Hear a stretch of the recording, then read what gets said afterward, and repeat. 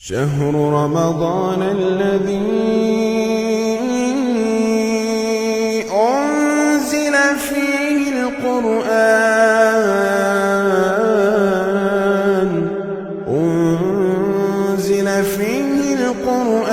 هدى للناس وبينات من الهدى والفرقان۔ قرآن حکیم کے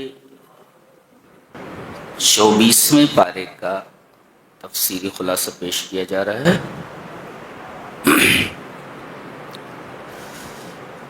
سورہ زمر چل رہی ہے۔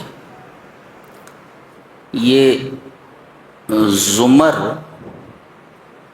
زمرتن کا پلیورل ہے، اس کا سنگولر ہے زمرتن، اور اس کا پلیورل ہے، اس کا جمع زمرون۔ اسی نام سے یہ سورہ موسوم، اور زمرہ کا مطلب ہوتا ہے گروپ، جماعت۔ اور اس سورہ کریمہ کے آخر میں یہ بتایا گیا کہ جنتیوں کو بھی گروپ میں لایا جائے گا اور جہنمیوں کو بھی گروپ میں لایا جائے گا۔ جنت میں داخل ہوں گے تو گروپ میں، اور جہنم میں داخل ہوں گے تو گروپ میں۔ زمرتن کا مطلب ہوتا ہے گروپ، جماعت، حلقہ، جس کی جمع اور جس کا پلیورل زمر ہے، زمر جمع زمرتن۔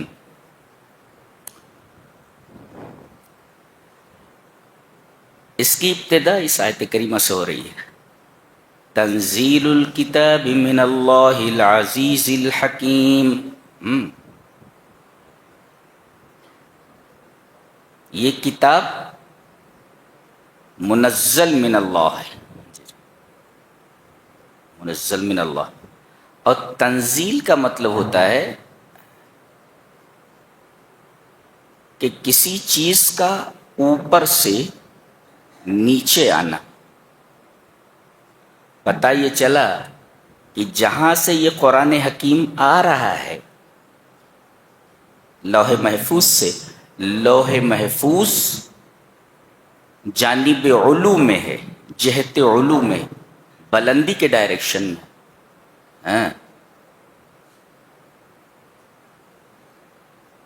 اور ظاہر ہے کہ جب لوح محفوظ جس میں سے یہ کتاب آ رہی ہے، اس کا جو متکلم ہے وہ بھی جہت علو میں ہے، اور اللہ تبارک و تعالیٰ کا عرش اوپر کی طرف، بلندی کی طرف ہے۔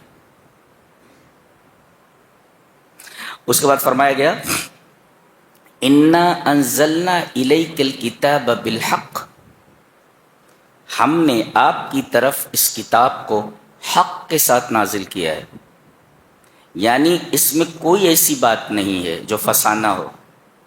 ہر ایک بات، ہر ایک اصول، ہر ایک ضابطہ، ہر ایک رول حقیقت پر مبنی ہے۔ کسی بھی اصول کو چیلنج نہیں کیا جا سکتا۔ فاعبد اللہ، تو تم اللہ ہی کی عبادت کرو، مخلصا لہ الدین، مخلصا لہ الدین، اللہ کی عبادت کرو، دین اس کے لیے خالص کرتے ہو۔ خالص کسے کہتے ہیں؟ اخلاص الشیء۔ ما معنی اخلاص الشیء؟ اخلاص الشیء کا مطلب ہوتا ہے تنقیتہ من الشوائب، خرابیوں سے اس کو صاف کرنا۔ جی، اس کو کہتے ہیں۔ کہیں کوئی گندگی ہو، کہیں کوئی ملاوٹ ہو، تو اس ملاوٹ سے اور اس گندگی سے کسی چیز کو صاف کر دیا جائے۔ تو دین کو خالص کرنے کا مطلب کیا ہوا؟ دین کو خالص کرنے کا مطلب یہ ہے ان تنقی دینک من الشرک، کہ تم اپنے دین کو شرک سے پاک کرو۔ تم دین اس طرح اپناؤ کہ تمہاری زندگی میں شرک نہیں ہونا چاہیے، اپنے دین کو تم شرک سے پاک کرو، اس کا نام اخلاص ہے۔ اور کسی بھی عبادت میں اگر اخلاص موجود نہ ہو تو اللہ تبارک و تعالی اس عمل کو قبول نہیں کرتا۔ اخلاص کا مطلب خالص کر لینا، یعنی وہ صرف اللہ کے لیے ہو، اس کے علاوہ کے لیے نہ ہو، صرف اس کے لیے ہو، خالص کر لیا جائے اللہ کے لیے، اس کو کہتے ہیں اخلاص، خالص کرنا۔ تو ہر وہ عمل جس میں اخلاص نہ ہو اللہ تبارک و تعالیٰ اس عمل کو قبول نہیں کرتا۔ اور آپ کو سن کر یہ حیرت ہوگی کہ اگر کافر بھی، مشرک بھی اخلاص کے ساتھ دعا کرے تو اللہ اس کی دعا کو قبول کر لیتا ہے۔ اتنی لاجواب شے ہے اخلاص۔ 11ویں پارے میں ایک آیت آپ کے سامنے آئے تو دیکھیے کہ اللہ نے فرمایا وَالَّذِي يُسَيِّرُكُمْ فِي الْبَرِّ وَالْبَحْرِ، اللہ تمہیں خشکی اور تری کی سیر کراتا ہے، تو تم کشتی میں ہوتے ہو اور کشتی پانی میں چل رہی ہوتی ہے، اچانک سمندر میں موجیں اٹھنے لگتی ہیں اور کشتی ڈاماڈول ہونے لگتی ہے، بیٹھنے والے مسافر یقین کر لیتے ہیں کہ یہ کشتی اب ڈوبی کی تب ڈوبی، تو دعوا اللہ مخلصین لہ الدین، یہ لفظ یہاں بھی استعمال کیا گیا ہے، فاعبد اللہ مخلصا لہ الدین، تو وہ کیا کرتے ہیں؟ دعوا اللہ مخلصین لہ الدین، وہ اللہ کو پکارنے لگتے ہیں اخلاص کے ساتھ، اور اللہ تبارک و تعالیٰ ان کی کشتی کو ساحل پر پہنچا دیتا ہے۔ وہاں ان کے سارے معبودان باطلہ بھول جاتے ہیں، صرف اللہ ہی یاد رہ جاتا ہے۔ گویا کہ فطرت کے اندر یہ بات ودیت ہے کہ مصیبت کے وقت کوئی بچا سکتا ہے صرف اللہ۔ یہ مصیبت میں پھنسنا اور پھنسنے کے بعد اللہ کو پکارنا اس بات کی دلیل ہے کہ انسان کی فطرت میں یہ چیز ودیت ہے کہ اللہ کے علاوہ کوئی بھی اس مصیبت سے چھٹکارا نہیں دے سکتا۔ آپ نے پانی دیکھا ہوگا، پانی اگر پھیلا ہوا ہو اور پھیلنے کی حالت میں بہے تو اس کا فورس کم ہوتا ہے، اور پانی پھیلا ہوا ہو اور آگے چل کر کے کسی تنگ راستے سے گزرے تو یہ پھیلا ہوا پانی آگے چل کر اگر تنگ راستے سے گزر رہا ہے تو اس تنگ راستے پر اس کے بہنے کی رفتار تیز ہو جاتی ہے۔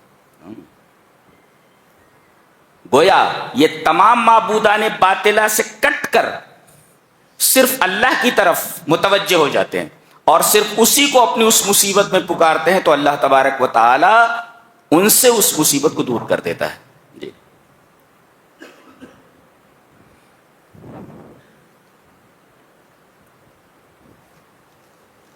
اس کے بعد فرمایا گیا کہ جانتے ہو کہ تم پیدا کیسے ہوئے ہو، اس طرح ہم نے تم کو پیدا کیا۔ یخلقکم فی بطون امہاتکم خلقا من بعد خلق فی ظلمات ثلاث، اللہ تم کو خلق کرتا ہے، پیدا کرتا ہے تمہاری ماؤں کے پیٹوں میں، خلقا من بعد خلق اے طورا بعد طور، ایک حالت سے دوسرے حالت کی طرف منتقل کر کے 3 تاریکیوں میں۔ اللہ، جہاں تمہیں بنایا جاتا ہے، جو بننے کی جگہ ہے تمہاری، وہاں 3 تاریکیاں، 3 اندھیرے ہیں۔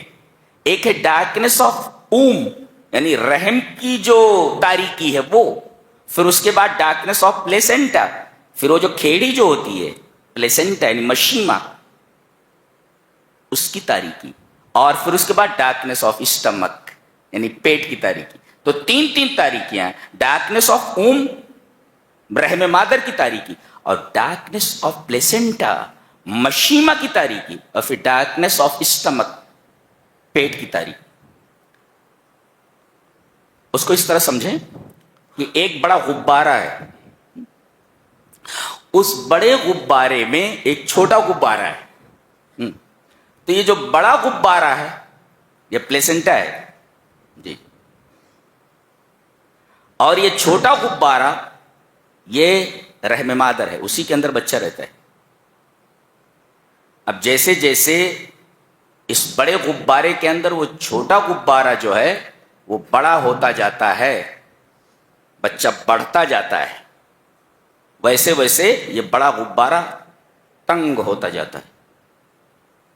تو تین تین تاریکیوں کے اندر اللہ تمہیں خلق کرتا ہے. کیوں؟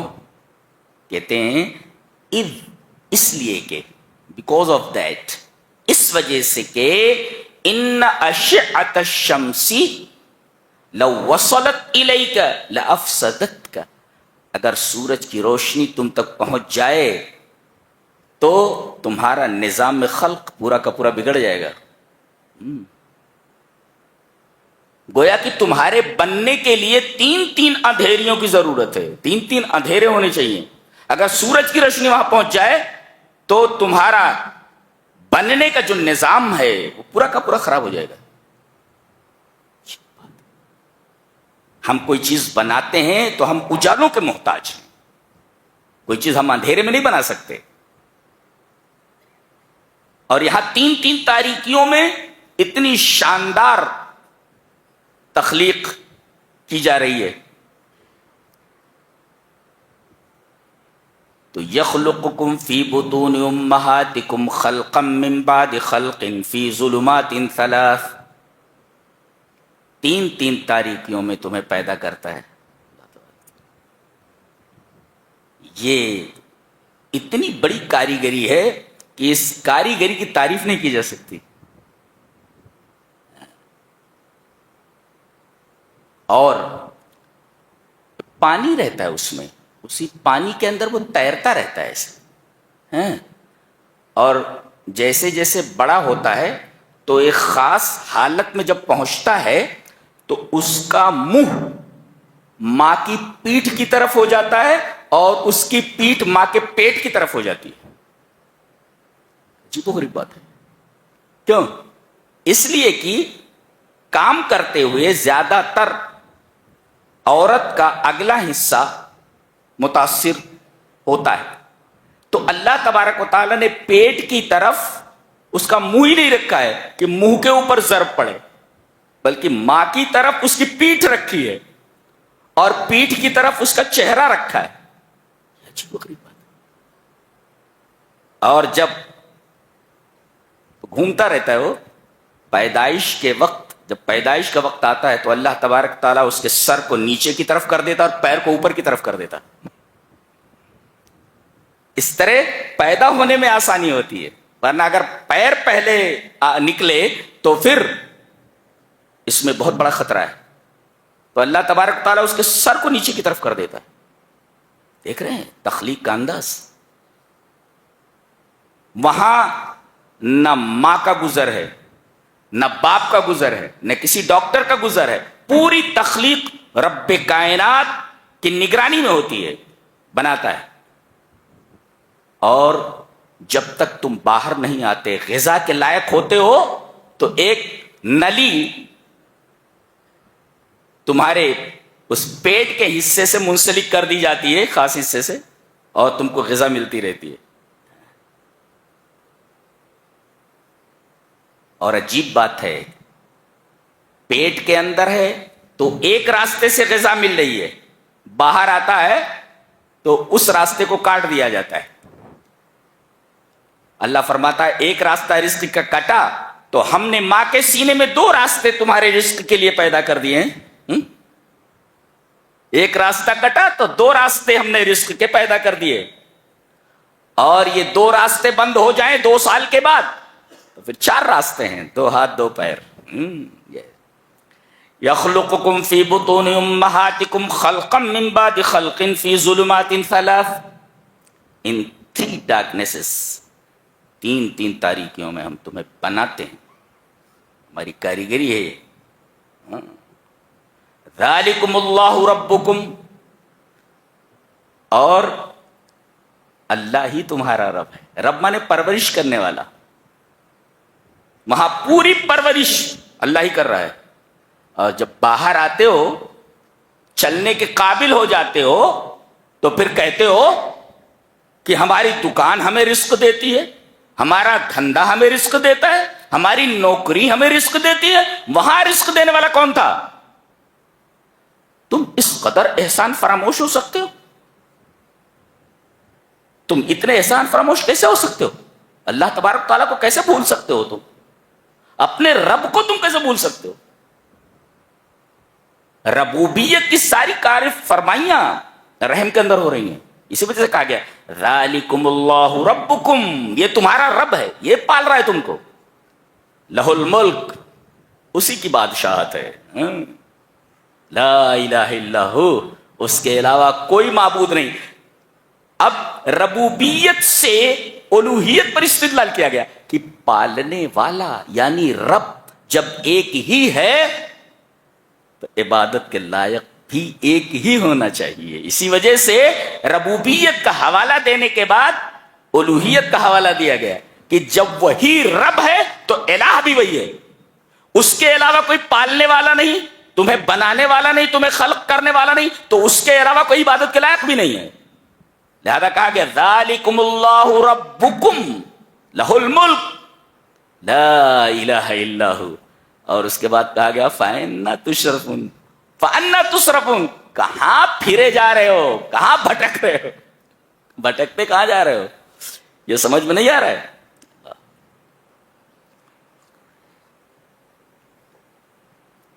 اسے توحید کہتے ہیں.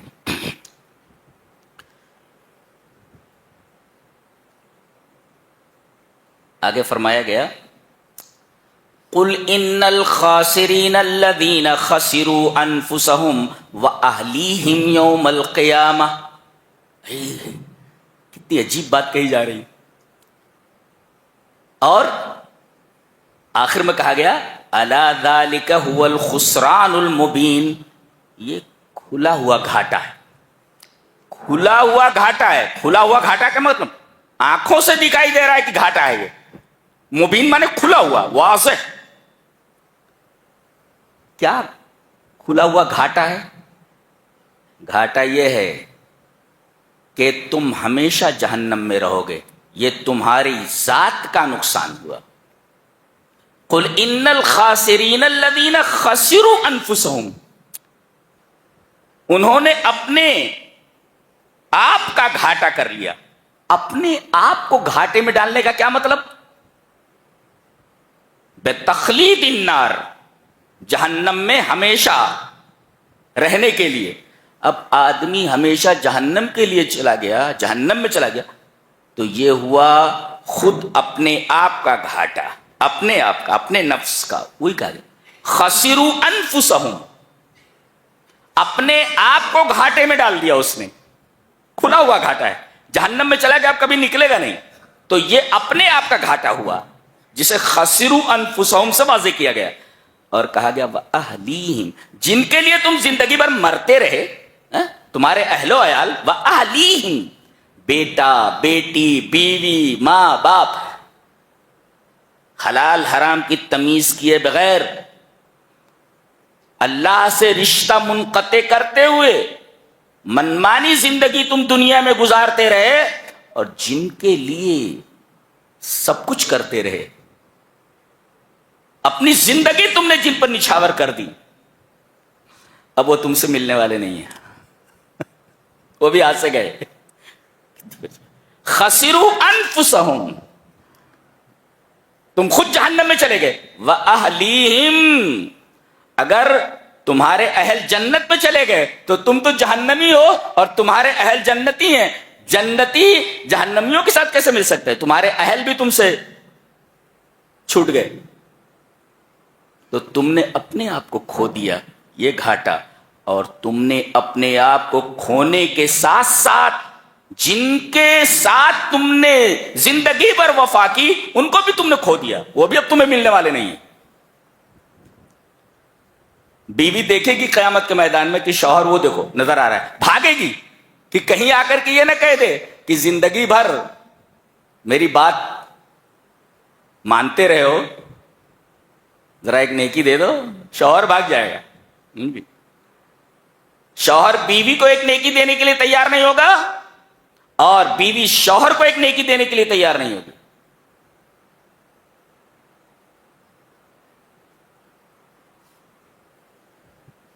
تو کن کے پیچھے اپنی زندگی ضائع کر رہے ہو اللہ کو بھول کر کے؟ تو خسروا انفسہم، خود اپنا گھاٹا کر لیا انہوں نے، جہنم میں چلے گئے. اور اب اہل و عیال اسے ملنے والے نہیں ہیں، اہل و عیال ہاتھ سے چلے گئے تو سب کچھ تو چلا گیا.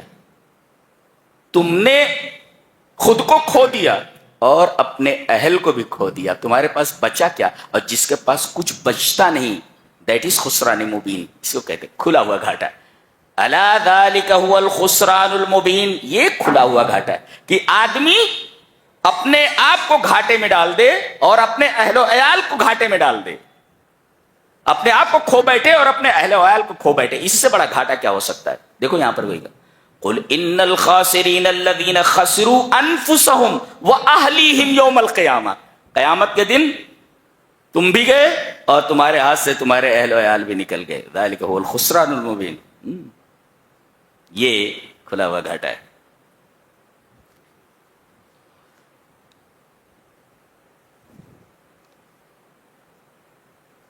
آگے ایک بہت ہی حسین بات کہی جا رہی ہے، متوجہ ہیں؟ افمن شرح اللہ صدرہ للاسلام فہو علی نور من ربہ، اللہ اس کے سینے کو اسلام کے لیے کھول دیتا ہے تو وہ آدمی اپنے رب کے جانب سے، اپنے رب کی جانب سے نور پر ہے. کیا مطلب ہے اس کا؟ نبی کریم صلی اللہ علیہ وسلم نے ایک دفعہ ارشاد فرمایا کہ اللہ تبارک و تعالی جس کے سینے کو کھولتا ہے تو یقذفہ نور، تو اس کے دل میں ایک نور ڈال دیتا ہے. جی بھائی، کوئی چیز ہے، تنگ ہے، تنگ ہے. اب اللہ تبارک و تعالیٰ اسلام کے لیے اس کے سینوں کو کھولنا چاہتا ہے، بند ہے اسے، اب کھولنا چاہتا ہے تو اس کے اندر نور ڈال دیتا ہے، روشنی ڈال دیتا ہے. اب روشنی ڈالنے کی وجہ سے اس کا سینہ کشادہ ہو جاتا ہے. جی، ینفسح، کشادہ، ینشرح وینفسح، اس کا سینہ کشادہ ہو جاتا ہے اس نور کے داخل ہونے کی وجہ سے، اور اس کا سینہ کشادہ ہو جاتا ہے. صحابہ کرام نے پوچھا کہ اے اللہ کے رسول، اس کی کوئی علامت ہے جس کے ذریعے یہ جان لیا جائے کہ اس کا سینہ کھل گیا ہے اور اللہ نے اس کے سینے میں نور داخل کر دیا ہے جس کی وجہ سے اس کا سینہ کھل گیا ہے؟ تو اس کی کوئی علامت ہے؟ علامت ہے کوئی جس سے پہچانا جائے کہ اس کا سینہ کھل گیا ہے اور اس کے سینے میں اللہ نے نور ڈال دیا ہے؟ کہا کہ 3 چیزیں ہیں، 3 چیزیں دیکھو تو سمجھ جاؤ کہ اللہ نے اس کا سینہ کھول دیا ہے نور داخل کرنے کی وجہ سے. کیا؟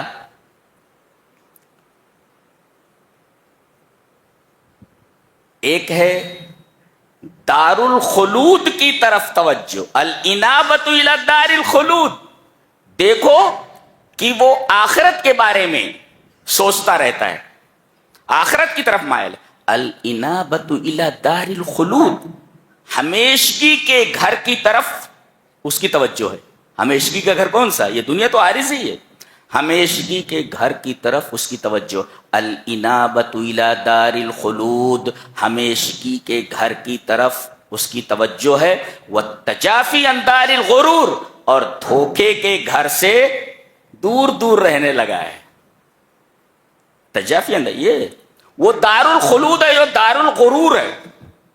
نبی نے فرمایا وہ ہمیشگی کا گھر ہے اور یہ دھوکے کا گھر ہے. یہ تو ہمیشگی کے گھر کی طرف مائل ہو جائے اور اس دھوکے کے گھر سے دور ہونے لگے، اس سے تعلق کم ہو جائے اور اس سے تعلق زیادہ ہو جائے، اور والاستعداد للموت قبل نزولہ، اور موت کے آنے سے پہلے موت کے لیے تیاری کرتا رہے۔ یہ تین چیزیں اگر دیکھو تو سمجھو کہ اللہ تعالیٰ نے اس کے سینے میں نور ڈال دیا ہے، اور اس نور کی وجہ سے اس کا سینہ کھل گیا ہے۔ اس کی یہ پہچان ہے، الانابۃ الی دار الخلود والتجافی عن دار الغرور والاستعداد للموت قبل النزول۔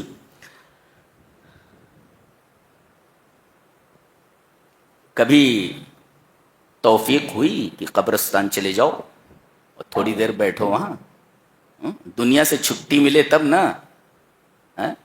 تم تو دار الغرور میں گھسے ہوئے ہو۔ کبھی توفیق ہوتی ہے کہ قبرستان میں جا کر تھوڑی دیر بیٹھو کہ یہیں ایک دن آنا ہے اور یہیں سے ہمیشگی کا سفر شروع ہونے والا ہے۔ یہ عارضی زندگی کی شام ہوئی اور اب یہیں سے ابدی زندگی کی ابتدا ہونے والی ہے۔ کبھی گئے وہاں دیکھنے کے لیے؟ بیٹھتے ہو کبھی؟ جاؤ تھوڑی دیر بیٹھو، رو وہاں، یہیں زمین انتظار کر رہی ہے ہماری، کہیں ہماری جگہ ہے وہیں۔ اور موت کا کیا ہے؟ وہ تو نہ بچے کو دیکھتی ہے، نہ بوڑھے کو دیکھتی ہے، نہ نوجوان کو دیکھتی ہے، کسی کو دیکھتی نہیں۔ جس کا پروانہ وہاں سے نکل گیا فوراً روح نکال لیتا ہے ملک الموت۔ تمہاری جگہ تو وہ ہے۔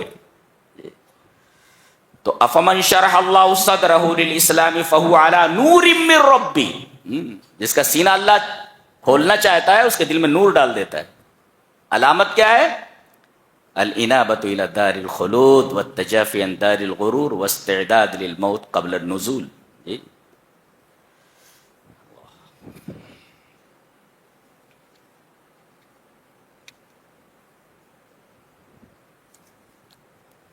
آگے ایک بہت بڑی حقیقت بیان کی جا رہی ہے، وہ دیکھو، ہم مجھ سے دو چار ہوتے رہتے۔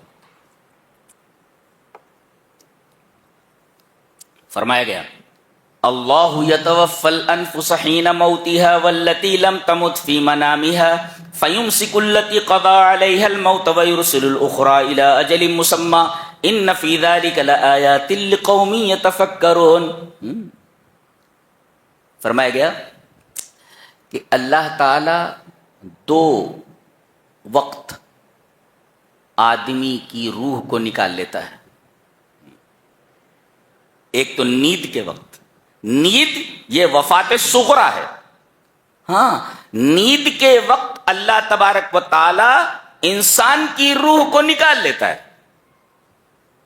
اور ابھی چونکہ ایک متعینہ مدت تک دنیا میں اسے رہنا ہے، لہذا نکالنے کے بعد اس کو واپس کر دیتا ہے۔ جی، یہ ہے قبض، نکالنا، توفی، اور ایک ہے ارسال، چھوڑ دینا۔ یہ نکالا اور نکالنے کے بعد چھوڑ دیا۔ وہی کہا گیا اللہ نفسوں کو وفات دیتا ہے ان کی موت کے وقت، واللتی لم تمت فی منامها، اور ان کو جو اپنی نیند میں ہیں مرے نہیں ہیں، فیمسک التی قضى علیہ الموت، جن کے اوپر موت کا فیصلہ ہو گیا ہے، روح نکالنے کے بعد اس کو واپس نہیں کیا جاتا، اور ابھی جس کی موت نہیں آنی ہے، نیند میں روح نکالنے کے بعد اسے چھوڑ دیا جاتا ہے۔ سمجھ میں آیا؟ تو نیند ہے وفات صغرا اور موت ہے وفات کبرا۔ وفات صغرا میں چھوٹی موت کے اندر، نیند کے اندر روح کو نکالنے کے بعد دوبارہ واپس کر دیا جاتا ہے تاکہ وہ اپنی دنیاوی زندگی کی معین مدت کو پورا کرے، اور جس کی موت کا فیصلہ کر لیا گیا تو اب وہ نکالنے کے بعد پھر اس روح کو واپس نہیں کیا جاتا۔ یہ حقیقت بیان کی۔ سوال یہ ہے کہ روح جب نکلتی ہے نیند میں تو آدمی مر کیوں نہیں جاتا؟ مرتا کیوں نہیں؟ ہوش و حواس تو رہتا نہیں، اتنا تو ہے کہ لا یدرک ولا یعقل، وہ ادراک نہیں کر سکتا کسی چیز کا اور نہ کوئی چیز سمجھ سکتا ہے، اس کے بعد شعور نہیں رہتا، بالکل لاش کی طرح پڑا رہتا ہے، لاش کی طرح پڑا ہے۔ لیکن سانس آ رہی ہے جا رہی ہے, کروٹیں بدلتا رہتا ہے, تو روح نکلی ہے, تو پھر اس کے اندر یہ حرکتیں کیسی ہیں؟ اس کا علماء نے جواب دیا ہے کہ روح نکلنے کے بعد ایک خاص رابطہ بدن کے ساتھ رکھتی ہے. جیسے موبائل کا جو ٹاور ہوتا ہے نا, وہ آپ کے سم سے رابطہ رکھتا ہے, برابر سم سے رابطہ رکھتا ہے. سم نکال دیا جائے رابطہ کٹ جاتا ہے, ختم ہو جاتا ہے. سم سے رابطہ رہتا ہے باقاعدہ, ٹاور سے. جی ایسے ہی. اب وہ رابطہ دکھائی دیتا ہے؟ نہیں دکھائی دیتا. ایسے ہی روح نکالنے کے بعد روح کا رابطہ برقرار رہتا ہے جسم کے ساتھ. جیسے سورج کی روشنی کا رابطہ زمین سے ہوتا ہے. سورج کہاں ہے؟ اس کی روشنی کا رابطہ زمین کے ساتھ ہوتا ہے. ایسے نیند میں روح کے نکلنے کے بعد روح بدن سے اپنا رابطہ رکھتی ہے. کیسے رکھتی ہے؟ سر من اسرار اللہ. یہ ایک مسٹری ہے, ایک راز ہے اللہ کے رازوں میں سے. یہ رابطہ کس طریقے کا ہے ہم نہیں جان سکتے, اللہ ہی کو معلوم کہ نیند میں روح نکلنے کے بعد رابطہ کیسے بدن کے ساتھ رکھتی. یہ ایک سر ہے, ایک مسٹری ہے, ایک راز ہے. لا یعلمہ الا اللہ, اللہ کے علاوہ اسے کوئی نہیں جانتا. اور اس کے بعد جس کے بارے میں موت کا فیصلہ ہو چکا ہے وہیں اس کو روک لیا جاتا ہے, واپس نہیں کیا جاتا. آدمی گیا.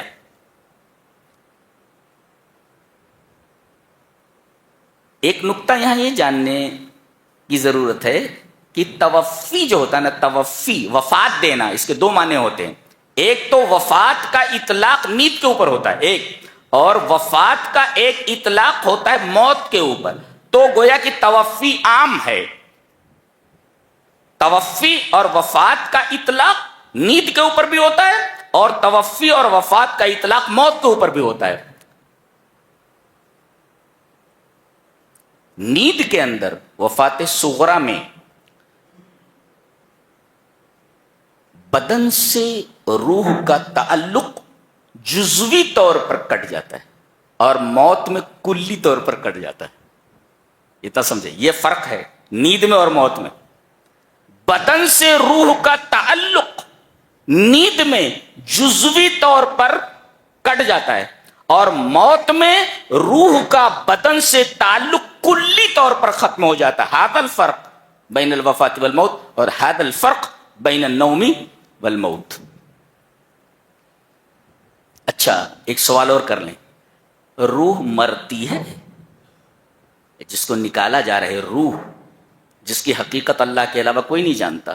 آپ سے سوال بھی کیا گیا 15ویں پارے کے اندر, میں نے بتایا کہ وہ آپ سے سوال کرتے ہیں کہ روح کیا ہے. یسألونک عن الروح, یہ روح کیا ہے؟ جواب دیا گیا قل الروح من امر ربی. اس کی وضاحت نہیں کی گئی, تمہاری سمجھ سے پرے ہے, تمہیں علم بہت تھوڑا دیا گیا ہے. تو یہ روح مرتی ہے. علامہ ابن تیمیہ رحمہ اللہ, علامہ ابن عثیمین اور بڑے بڑے علماء یہ کہتے ہیں کہ ارواح مرتی نہیں ہیں, اس لیے کہ الارواح خلقت للبقاء لا للفناء. روحوں کو باقی رہنے کے لیے پیدا کیا گیا ہے, فنا کے لیے نہیں پیدا کیا گیا ہے. روحیں پیدا کر دی گئی, یہ مرتی نہیں ہے. یہ جیسے اللہ تعالیٰ نے جنت کو پیدا کیا ہے بقا کے لیے, ہمیشہ باقی رہے گی. جہنم کو پیدا کیا ہے باقی رہنے کے لیے, فنا نہیں ہوگی کبھی جنت. اور اسی طریقے سے وہاں کی حوریں اور وہاں کے غلمان, وہاں کی نعمتیں, جنت کبھی بھی فنا نہیں ہو, اور جہنم بھی کبھی فنا نہیں ہو. جہنم اس لیے بنائی گئی ہے تاکہ باقی رہے ہمیشہ. ایسے ہی جنت بنائی گئی ہے اپنی تمام نعمتوں کے ساتھ ہمیشہ باقی رہنے کے لیے. ایسے ہی ارواح کو اللہ تبارک و تعالی نے پیدا کیا ہے باقی رہنے کے لیے. الارواح خلقت للبقاء لا للفنا. فنا نہیں ہوتی وہ. یہ سب راز ہے, یہ راز ہے سب. قرآن حکیم نے جتنا بتا دیا بس وہیں پر رک جاؤ. تو اللہ یتوفی الانفس حین موتها واللتی لم تمت فی منامها فیمسک التی قضى علیها الموت ویرسل الاخرى الى اجل مسمى ان فی ذلک لآیات لقوم یتفکرون. اس میں بڑی بڑی نشانیاں ہیں ان لوگوں کے لیے جو ہماری نشانیوں پر غور کرتے ہیں. آگے علامہ ابن تیمیہ ہوں یا کوئی بھی بڑا عالم ہو، ہر ایک یہ کہتا ہے، اور خاص طور سے حضرت عبداللہ ابن مسعود رضی اللہ تعالیٰ عنہ ایک صحابی ہیں، وہ کہتے ہیں پورے قرآن میں سب سے امید افزا، امید دلانے والی آیت یہی ہے جو اب آ رہی ہے. جو پہلے پڑھتے ہیں پھر اس تشریح کرتے ہیں. سب سے ارجا آیت، قل یا عبادی الذین اسرفوا علی انفسہم لا تقنطوا من رحمت اللہ ان اللہ یغفر الذنوب جميعا انہ هو الغفور الرحیم. ابن مسعود فرماتے ہیں یہ قرآن حکیم کی ارجا آیت ہے، یعنی گنہگاروں کو امید دلانے والی اور سب سے امید افزا آیت یہی ہے. گنہگاروں کو اطمینان ہو جائے. اب جب گنہگاروں کو اطمینان ہو جائے، اس سے پتہ چلتا ہے کہ آیت کریمہ بہت ہی بہترین ہے اور سچ مچ امید افزا ہے.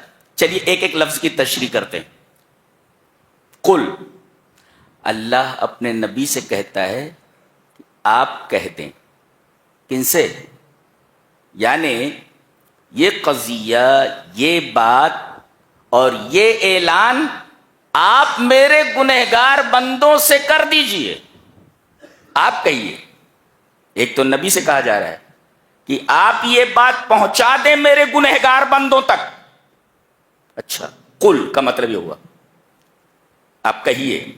پھر اس کے بعد کہا گیا یا، جب کسی کو پکارا جاتا ہے تو ھذا نداء للتحبب، یہ پسندیدگی کی پکار ہے.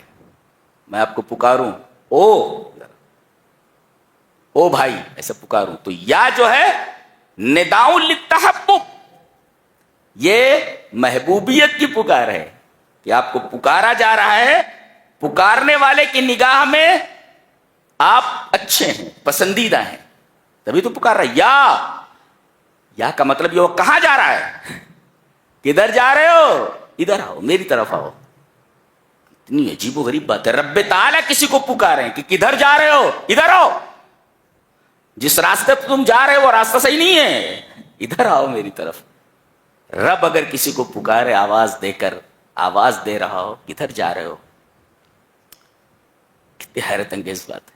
پیار کرتا ہے، محبت کرتا ہے، تبھی تو پکار رہا ہے کہ اس طرف نہیں جانا ہے تمہیں، ادھر آؤ، ادھر آ جاؤ. یا اے، تو دو لفظوں کا معنی ہوا قل اور یا. اس کے بعد کہا گیا عبادی، میرے بندو. ایک ہے عباد اور ایک ہے عبید. جہاں عبد کی جمع عباد آئے وہاں للتکریم، اور جہاں عبد کی جمع عبید آئے وہاں للتہدید. یعنی جہاں عبد کی جمع عباد لائی جائے تو وہاں عزت افزائی کے لیے، اور جب عبد کی جمع عبید لائی جائے تو وہاں پر دھمکی کے لیے ہے، ڈرانے کے لیے. اور یہاں عبد کی جمع عباد لائی گئی ہے عزت افزائی کے لیے. اللہ عباد کہہ کر کے یہ بتایا جا رہا ہے کہ ہم تمہاری عزت افزائی کرنا چاہتے ہیں، تمہاری تکریم کرنا چاہتے ہیں. یہ لفظ عباد سے مستفاد ہوا. اور یہی نہیں کہا عباد، عبادی، میرے بندو. اچھی بات ہے، میرے بندو. کہتے ہیں ابا نے کہا ہے نا، میرے ابا نے کہا ہے. دونوں میں فرق ہے کہ نہیں ہے؟ عبادی میں اپنائیت ہے، میرے ابا نے کہا ہے، میرے ابا میں اپنائیت جھلکتی ہے. تو اللہ یہ فرمائے میرے بندو، اس کا مطلب اللہ تبارک و تعالی نے جو یہ ترکیب استعمال فرمائی ہے میرے بندو، اس میں اپنے بندوں کے تئیں اپنائیت جھلکتی ہے کہ تم میرے ہو، میرے بندے ہو تم. یہ یا متکلم کا فائدہ اور اس کا مفاد ہے. اچھا، میرے کون سے بندے؟ نیک بندے نہیں وہ ایک طرف ہو جائیں، میں ان بندوں سے مخاطب ہوں الذین اسرفوا علی انفسہم، جنہوں نے اپنے نفسوں کے اوپر زیادتی کی ہے۔ اسراف کا مطلب سمجھتے ہیں؟ اسراف کبھی متعدی ہوتا ہے فی کے ساتھ یا عربی میں، اور کبھی ہوتا ہے الا کے ساتھ۔ دیکھو یہاں الا ہے، اسرفوا علی انفسہم، الا کا مطلب پر، جیسے القوب علی المنزدہ، یہ جو ہے گلاس یہ میز پر ہے جی، علی المنزدہ یہ تو کیسے ایسے پر ہے، تو گویا کہ کوئی چیز کسی پر ہے۔ اب یہ جو گناہ ہے، سمجھو گناہ ہے کس کے اوپر ہے؟ اس بینچ کے اوپر ہے، ٹیبل کے اوپر ہے۔ تو اسرفوا علی انفسہم، اتنے گناہ تم نے کر لیے ہیں کہ تمہارا پورا وجود بوجھل ہو چکا ہے، تمہاری کمر ٹیڑھی ہو گئی اس بوجھ کی وجہ سے، اتنا گناہوں کا بوجھ تمہارے اوپر لدا ہوا ہے۔ یہ اللہ کا مفاد ہے، یہ اسرفوا علی انفسہم، اوپر سے تمہارے گناہ اس قدر لدے ہوئے ہیں تمہاری ذات پر کہ تم ٹیڑھے ہو چکے ہو، اتنا گناہ تم نے کر لیا ہے۔ اللہ اکبر۔ اے میرے وہ بندو جنہوں نے کراسڈ آل دا لمٹس، گناہوں کی تمام لمٹ کراس کر دی ہیں، میں ان بندوں سے مخاطب ہوں اسرفوا علی انفسہم، جنہوں نے اپنے وجود کے اوپر، اپنی ذات کے اوپر اتنے گناہ لاد لیے ہیں کہ اس گناہ کی وجہ سے، لادنے کی وجہ سے ان کا وجود جھکا پڑ رہا ہے، بوجھل ہو گیا ان کا وجود۔ میں اپنے ان بندوں سے مخاطب ہوں، کیا؟ لا تقنطوا من رحمت اللہ، اللہ کی رحمت سے مایوس مت ہو۔ یہاں ہم ٹھہریں گے۔ اللہ اپنے گنہگار بندوں کو مخاطب کر کے کہہ رہا ہے کہ میرے گنہگار بندو لا تقنطوا من رحمت اللہ۔ قنوت کسے کہتے ہیں؟ قنوت، قاف نون واو توئے، قنوت۔ قنوت کہتے ہیں، ابن عثیمین کہتے ہیں اشد الیاس، انتہائی مایوسی کو قنوت کہتے ہیں۔ یاس میں کیا ہوتا ہے؟ امید کی کوئی کرن ہوتی ہے، لیکن قنوت میں ساری امیدوں کے چراغ بجھ جاتے ہیں۔ یاس کے اندر ایسی مایوسی جس میں امید کی کوئی ہلکی سی کرن موجود ہو، مگر قنوت کہتے ہیں ایسی مایوسی کو جس مایوسی میں امید کے سارے چراغ بجھ چکے ہوں اور اس میں کوئی امید کی ہلکی سی کرن کہیں دکھائی نہ دیتی ہو، دیٹ از کالڈ قنوت۔ تو لا تقنطوا من رحمت اللہ، اللہ کی رحمت سے بہت زیادہ مایوس ہونے کی ضرورت نہیں ہے۔ قنوت کا لفظ بتا رہا ہے اتنے گناہ کرنے کے بعد بھی امید قائم رکھو، میں تمہیں بخش دوں گا۔ اللہ، لا تقنطوا من رحمت اللہ، امید مت توڑنا۔ ہاں، کتنے بھی گناہ کر لیے ہیں تم نے، مجھ سے امید رکھو، میں تمہیں معاف کر دوں گا۔ اس میں ایک نکتہ اور بھی ہے، نہ مایوس ہو، لا یقنط ولا یقنط احدا، تو لا یقنط ولا یقنط، نہ خود مایوس ہو اللہ کی رحمت سے، نہ اللہ کے کسی بندے کو اس کی رحمت سے مایوس کرے، نہ مایوس ہو نہ کسی کو مایوس کرے، لا یقنط ولا یقنط، دونوں، خود مایوس مت ہو اور کسی بندے کو مایوس مت کرے کہ ارے تو اتنا بڑا گنہگار، اللہ تجھے نہیں بخشے گا۔ مایوس بھی ہونے کی ضرورت نہیں ہے اور کسی کو مایوس کرنے کی ضرورت ہے۔ اب مایوسی کا جو اپوزٹ ہے وہ کیا ہے؟ امید ہے۔ لہذا تم امید رکھو اللہ کی رحمت سے اور دوسروں کو امید دلاؤ اللہ کی رحمت سے۔ یہ مفہوم مخالف نکلا نا، لا تقنطوا من رحمت اللہ۔ ایک نکتہ اور، پہلے یہاں کہا گیا میرے بندے، متکلم کا صیغہ استعمال کیا گیا. پھر التفات من المتکلم الى الغیبہ، التفات ہوا میرے بندو، اور پھر کہا گیا اللہ کی رحمت. نام بعد میں لایا اللہ تبارک تعالیٰ، پہلے کہا میرے بندو متکلم، اور آگے اپنا نام ذکر فرما رہا ہے. نام کیوں؟ پہلے یہ کیوں نہیں کہا قل یا عباد اللہ، یا عبادی کیوں کہا؟ پہلے میرے کہا پھر اپنا نام ذکر کر رہا ہے. کیوں؟ اس لیے کہ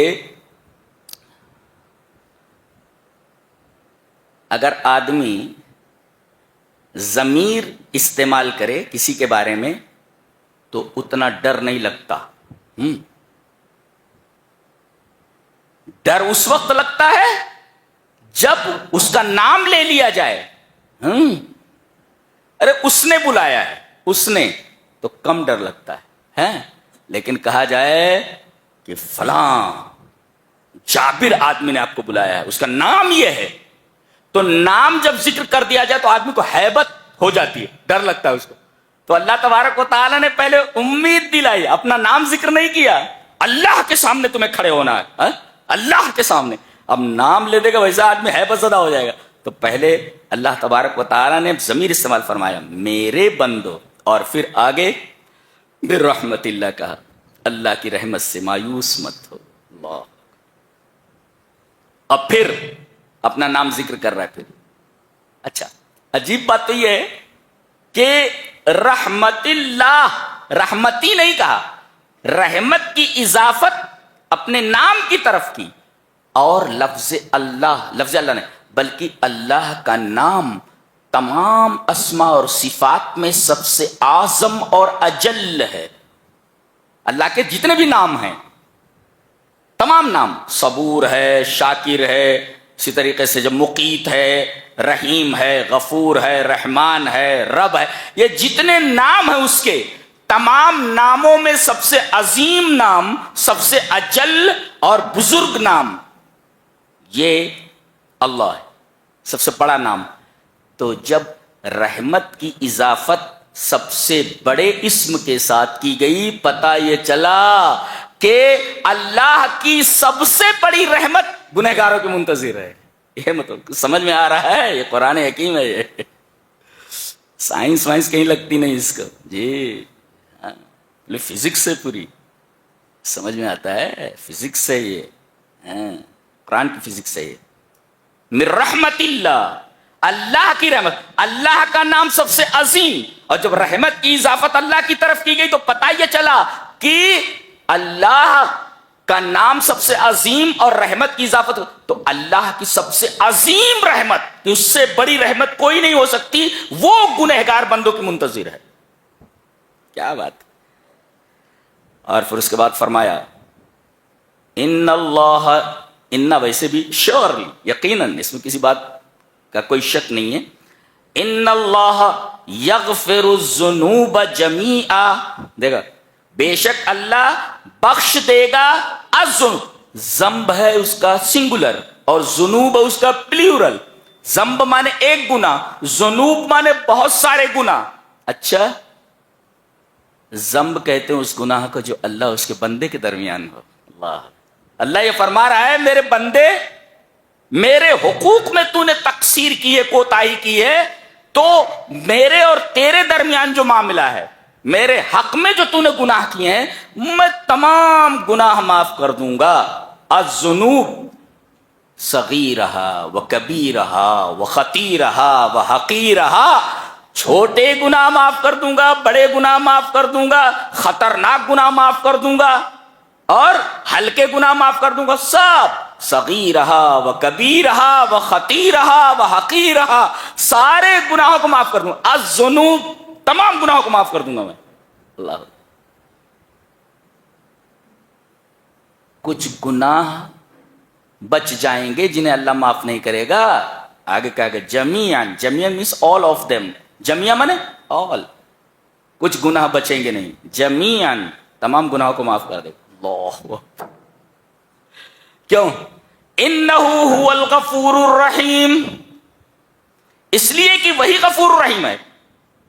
غفور ہے بخشنے والا ہے کیوں؟ اس لیے کہ رحم کرنے والا ہے، اور رحم کرنے والا کیوں ہے؟ اس لیے کہ بخشنے والا ہے. یہ انہ هو الغفور الرحیم، بخشتا ہے کیوں؟ اس لیے کہ رحیم ہے، اور رحم کیوں کرتا ہے؟ اس لیے کہ غفور ہے. یہ ہے قرآن حکیم کا انداز بیان، اس قدر حسین انداز ہے. یہاں اللہ تبارک و تعالیٰ نے اپنے گنہگار بندوں کو نے بتایا ہے کہ کتنے بھی گناہ کر لو، مہما عظمت ذنوبکم، تمہارے گناہ کتنے ہی بڑے کیوں نہ ہو جائیں، تمہیں اجازت نہیں ہے کہ تم اللہ تبارک و تعالیٰ کی رحمت سے مایوس ہو.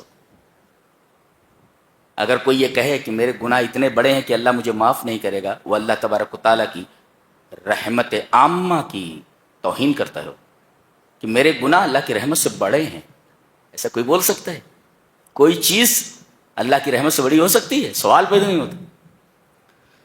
یہ بہت ہی پیاری اور بڑی ہی حسین آیت تھی، ارجا آیتن فی کتاب اللہ.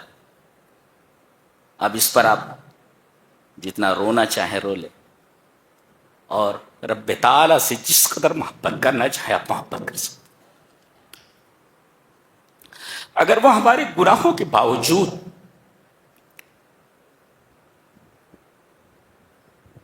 ہمیں امید دلا رہا ہے بخشش، اور اس پر بھی ہمیں جنت دینے کا وعدہ کر رہا ہے، کس قدر پیارا ہے، کس قدر محبت کے لائق.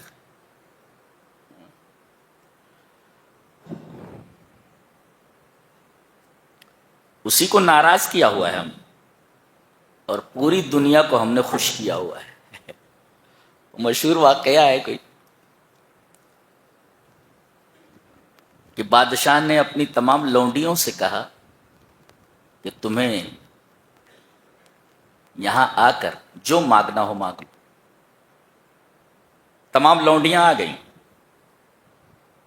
ایک لونڈی نے کہا مجھے یہ چاہیے، دوسری لونڈی نے کہا مجھے یہ چاہیے، تیسری نے کہا کہ مجھے ہیرے جواہرات چاہیے. جس لونڈی نے جو مانگا سب ان کے مطالبے پوری کر کے انہیں رخصت کر دیا گیا. ایک بچ گئی تھی، کہا کہ تم نے کچھ مانگا نہیں، تمہیں کیا چاہیے؟ تو اس نے بادشاہ کے اوپر ہی ہاتھ رکھ دیا کہ مجھے آپ چاہیے، آپ چاہیے. اب جب بادشاہ مل گیا تو اسے کس چیز کی ضرورت ہے؟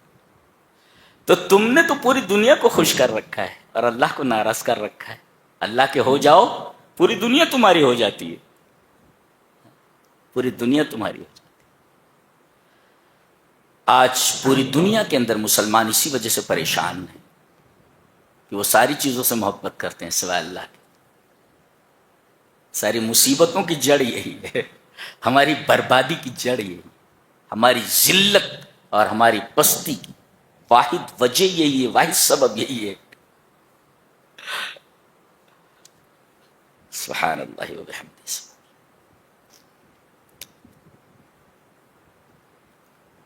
سورہ غافر شروع ہو رہی ہے، سورہ مومن. حامیم. علماء لکھتے ہیں کہ جن حروف مقطعات سے سورہ شروع ہوتی ہے تو حروف مقطعات جو شروع میں آتے ہیں تو جتنے حروف مقطعات میں ہوتے ہیں وہی حروف اس سورہ کے اندر سب سے زیادہ ہوتے ہیں. جیسے حامیم تو ہے اور میم ہے. آپ گن لو جتنے بھی الفابیٹ ہیں، حروف ہجا جتنے ہیں عربی کے، گنو گے تو سب سے زیادہ اس سورہ کریمہ میں ہے اور میم ہی دکھیں گے. سب سے زیادہ یہی ہیں، اور پتہ نہیں کیا راز ہے اس میں، اللہ ہی کو معلوم. اب دیکھو، تنزیل الکتاب من اللہ العزیز العلیم غافر الذنب وقابل التوب شدید العقاب ذی الطول لا الہ الا ہوا الیہ المصیر. پہلے کیا کہا؟ گناہوں کا بخشنے والا. دوسرے میں وقابل التوب، توبہ کو قبول کرنے والا. شدید العقاب، زبردست پکڑ رکھنے والا. ذی الطول، اور صاحب فضل. بہت زیادہ وسعت والا. اس طرح ہونا چاہیے تھا کہ جب بندہ توبہ کرتا ہے تو اللہ اس کی توبہ کو قبول کرتا ہے اور توبہ کے قبول کرنے کے بعد اسے بخش دیتا ہے. یہ ترتیب ہے. ہاں؟ بندہ توبہ کرتا ہے، ایک اللہ توبہ کو قبول کرتا ہے، توبہ کو قبول کرتے ہی اللہ اسے بخش دیتا ہے. تیسرے نمبر پہ آتا ہے کیا؟ بخش دینا. یہاں دیکھو پہلے غافر الذنب وقابل التوب، ترتیب الٹ دی گئی ہے یہ بتانے کے لیے کہ اللہ تبارک و تعالیٰ کی رحمت اس کے غضب کے اوپر حاوی ہے. یہ قرآن حکیم کا انداز بیان ہے. غافر الذنب وقابل التوب، جبکہ کیا کہنا چاہیے تھا؟ بندہ توبہ کرتا ہے، اللہ توبہ کو قبول کرتا ہے، توبہ قبول کرتا ہے تو بخش دیتا ہے. یہاں کہا گیا اللہ بخشنے والا ہے. چلیے جناب، پہلے بخشش آ گئی اور قابل توبہ کو قبول کرنے والا ہے بعد میں آیا. اور شدید العقاب، پہلے گناہوں کی بخشش کی بات کہی گئی، پھر یہ کہا گیا کہ توبہ کو قبول کرنا. اس کے تیسرے نمبر پہ آیا سخت پکڑ کرنے والا ہے. سخت پکڑنے کا معاملہ تیسرے نمبر پہ آیا ہے. اشارہ اس بات کی طرف ہے کہ اللہ تبارک و تعالیٰ کی رحمت اس کے غضب کے اوپر حاوی ہے. اور ضد طول کا مطلب ہوتا ہے وسعت والا، جو بھی مانگو اس کے پاس سب ہے.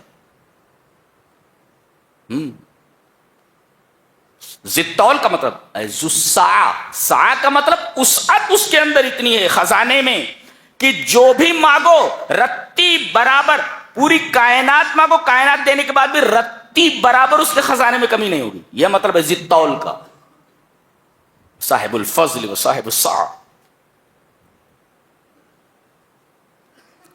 آگے ایک بات کہی گئی ہے نہیں پیری کہ یہ جو فرشتے ہیں اللہ کے عرش کو اٹھائے ہوئے ہیں، یہ اللہ کی تسبیح اور اس کی تحمید کرتے ہیں، اس پر ایمان لاتے ہیں.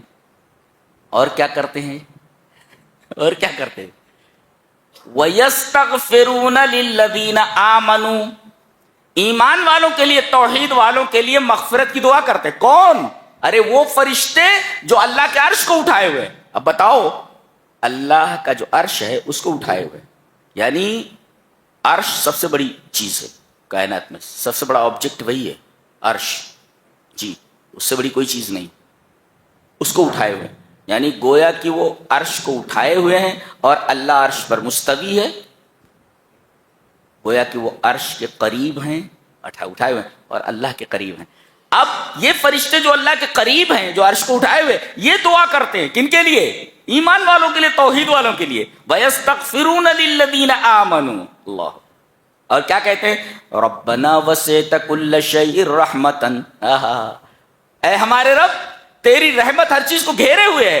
فَاغْفِرْ لِلَّذِينَ تَابُوا، تو جو اپنے گناہوں سے توبہ کر لیں اللہ انہیں بخش دے. اللہ کیا بات ہے. تو ایک ہے گناہ ہو جائے تو توبہ کرو.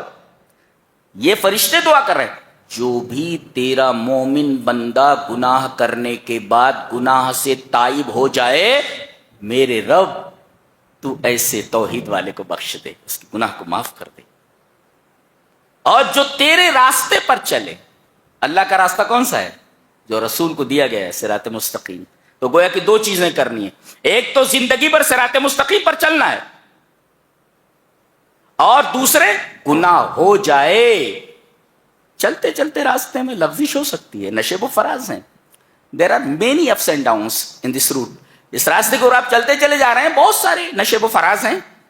تو کہیں بھی اگر آپ کو کوئی لغزش ہو جائے تو راستے پر چلو، اور راستے پر کوئی غلطی ہو جائے تو توبہ کرو. یہی دو کام آپ کو کرنا ہے یہ زندگی میں جو فرشتے کہہ رہے ہیں. فاغفر للذین تابوا واتبعوا سبیلک. اور انجام، زندگی بھر صراط مستقیم پر چلو، غلطی ہو جائے تو اللہ سے معافی مانگو. نتیجہ وقہم عذاب الجحیم، ان کو جہنم کے عذاب تو بچا لے. گویا کہ جہنم کے عذاب سے اگر بچنا ہے تو دو کام کرنا ہے، صراط مستقیم پر زندگی بھر چلنا ہے، اور دوسرے کہیں لغزش ہو جائے تو اللہ سے مغفرت طلب کرنا. اور کیا کہتے ہیں؟ ربنا وادخلهم جنات عدن التي وعدتهم ومن صلح من آبائهم وازواجهم وذرياتهم انك انت العزيز الحكيم.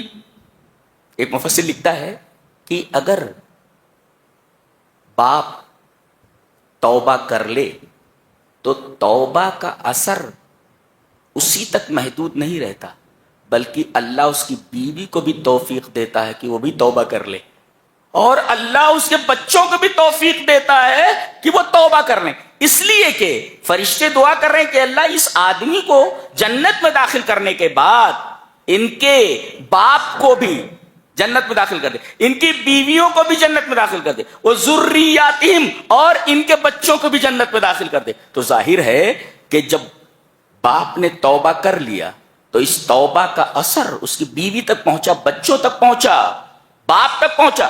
تو یہ سارے کے سارے توبہ کر لیں گے تو اس توبہ کی وجہ سے وہ آدمی جنت میں جائے گا. تو اس توبہ کا اثر ان لوگوں پر جب ہوگا تو یہ بھی اس کے ساتھ جنت کے اندر چلے جائیں گے. یہ مطلب ہوا. ہاں، قرآن حکیم کو اس گہرائی کے ساتھ پڑھا جاتا ہے، ترجمے سے زیادہ سمجھ میں نہیں آتا ہے. یہ بڑی گہری کتاب ہے، بڑی دقیق کتاب ہے، بڑی دقیق. اس کا ایک ایک لفظ انتہائی دقیق، انتہائی گہرا ہے. کائنات میں ایسی کوئی کتاب موجود نہیں. ایک لفظ ہٹا کر دوسرا لفظ وہاں رکھ دو، معنی ہی نہیں بنے گا. ساری سائنس اس کے لفظ کے سامنے ہیچ ہے، لفظوں کے سامنے ہیچ ہے. معنی تو چھوڑو آپ، معنی تو ایسے بیان کرتا ہے کہ سائنس جہاں رک جاتی ہے وہاں سے آگے بڑھ کر کے بولتا ہے، آگے بڑھ کر کے بولتا ہے. دنیا کا کوئی پلین ایسا نہیں ہے جو کریش سے محفوظ ہو، کبھی بھی کریش ہو سکتا ہے. اللہ نے فرمایا میں نے اپنے ایک نبی سلیمان کو ایک پلین عطا کیا تھا، جی، ہوا کو اس کے لیے مسخر کر دیا تھا. ہوا کسی جہاز کے لیے مسخر نہیں ہوتی، جی جی جی، کبھی بھی نہیں. ہوا خود نگہبان ہو جس کی، بھلا اسے کوئی ایکسیڈنٹ ہو سکتا ہے یا کوئی کریش ہو سکتا ہے. تو قرآن سائنس جہاں رکتی ہے قرآن حکیم وہاں سے آگے کی بات کرتا ہے. یہ قرآن حکیم، معنی تو چھوڑو، لفظوں کی بات تو میں کر رہا ہوں. اچھا، اور آج یہ نقطہ لے کر کے جاؤ کہ اگر کوئی تمہارے ساتھ مکاری کر رہا ہے، کوئی دھوکہ کر رہا ہے، اور کوئی آپ کو پریشان کرنے کی کوشش کر رہا ہے تو آپ کلمہ توکل پڑھنا شروع کر دیں. کلمہ توکل کیا ہے، اس کا فائدہ کیا ہے، یہاں بتایا گیا. کلمہ توکل کیا ہے؟ وَأُفَوِّضُ أَمْرِي إِلَى اللَّهِ وَأُفَوِّضُ أَمْرِي إِلَى اللَّهِ. میں اپنے تمام معاملات اللہ تبارک و تعالیٰ کے حوالے کرتا ہوں. یہ کلمہ توکل ہے.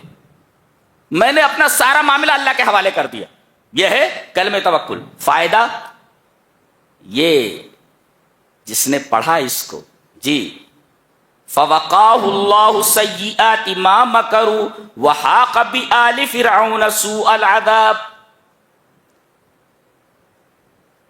اللہ تبارک و تعالیٰ نے ان مکاروں کی مکاری سے ان کو محفوظ کر دیا، اور الٹا آل فرعون کے اوپر بدترین عذاب بھیج کر کے عذاب سے اس کو گھیر دیا. اللہ دیکھو،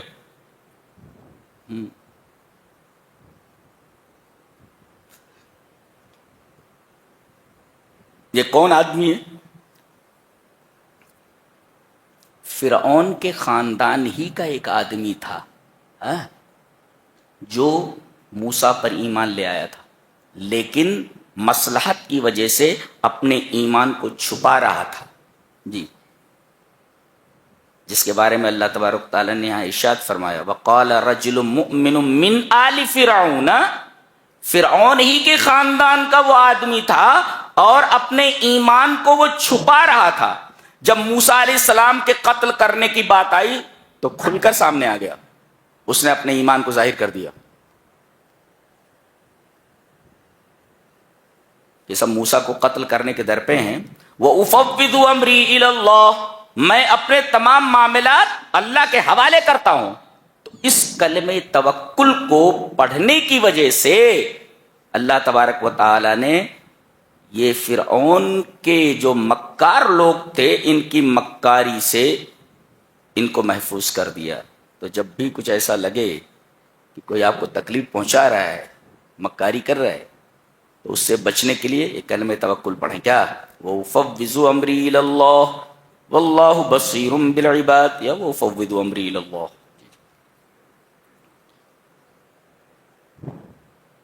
یہاں سورہ حمیم سجدہ کے اندر ایک قوم کا تذکرہ کیا جا رہا ہے، قوم عاد کا. یہ قوم بڑی طاقتور تھی. جی بہت طاقتور تھی. فَأَمَّا عَادٌ، غور سے دیکھو اور ایک سبق لے کر کے جاؤ. فَأَمَّا عَادٌ فَاسْتَكْبَرُوا فِي الْأَرْضِ بِغَيْرِ الْحَقِّ وَقَالُوا مَنْ أَشَدُّ مِنَّا قُوَّةً. ہم سے زیادہ طاقتور کون ہے آج؟ ہم سے زیادہ طاقتور کون؟ ایک مفسر پہ لکھتا ہے کہ یہ پھول گئے تھے. ہم سے زیادہ طاقتور کون؟ یہ طاقت کے نشے میں پھول گئے تھے، پھول جانا. اور فرمایا گیا من انتفخ طار، جو پھول جاتا ہے وہ اڑ جاتا ہے. بہت اچھا تفسیر ہے کسی مفسر کا. انہوں نے کہا ہم سے زیادہ طاقتور کون؟ پھول گئے. مفسر نے کہا من انتفخ طار، جو پھول جاتا ہے وہ اڑ جاتا ہے. جیسے غبارہ پھول گیا، جب تک اسے پھلاؤ نہ ہاتھ میں لے سکتے ہیں آپ، لیکن اگر غبارے کو پھلا دو تو اڑ جاتا ہے. من انتفخ طار، جو پھول جائے وہ اڑ جاتا ہے. یہ پھول گئے، اللہ تبارک تعالیٰ نے انہیں اڑا دیا. کیا؟ یہ پھول گئے تھے. اللہ ان کے اوپر ہوا کا عذاب بھیجتا ہے. 7 رات اور 8 دن تک مسلسل اس قوم کے اوپر چلتی رہی ہے. ایک آدمی بھی زندہ نہیں بچا. تباہ و برباد کر دیا گیا، پورے شہر کو تباہ و برباد کر دیا گیا. یہ پھول گئے تھے. غبارے میں ہوا جب بھر دی جاتی ہے تو اڑ جاتا ہے. یہ تکبر میں پھول گئے تھے تو اللہ تبارک تعالیٰ نے ان کو پر ہوا کا عذاب بھیجا. پھول گئے ہو تو ہوا کے ذریعے تمہیں اڑا دیا جاتا ہے. 7 رات اور 8 دن تک یہ ہوا چلتی رہی. ریح سرسر کہا گیا اس کو. فارسلنا علیہم ریحا صرصرا، ہم نے ریح سرسر کو، تیز چلنے والی ہوا کو ان کے اوپر بھیجا، خوفناک رفتار میں. یہی ہوا ہے. اگر یہ نہ رہے ہم زندہ نہیں رہ سکتے. مدار زندگی ہے ہوا،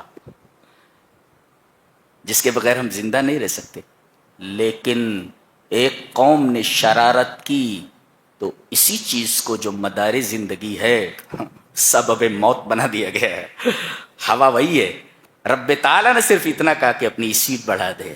یہ ہے اللہ تبارک و تعالیٰ نعمت کو زحمت میں تبدیل کر دیتا ہے جب آدمی اپنی من مانی کرنے لگتا ہے. یہ رہا 24ویں پارے کا خلاصہ. اللہ ہمیں نیک عمل اور اچھی سمجھ کی توفیق عطا فرمائے. وآخر دعوانا الحمد للہ رب العالمین.